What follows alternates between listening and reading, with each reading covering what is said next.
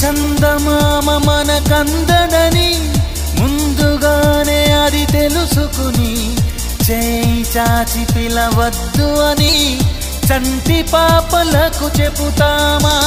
లేనిపోని కలలెందుకని మేలుకుంటే అవి రావు అని జన్మలోని నిదరోకు అని కంటి పాపలకు చెబుతామా?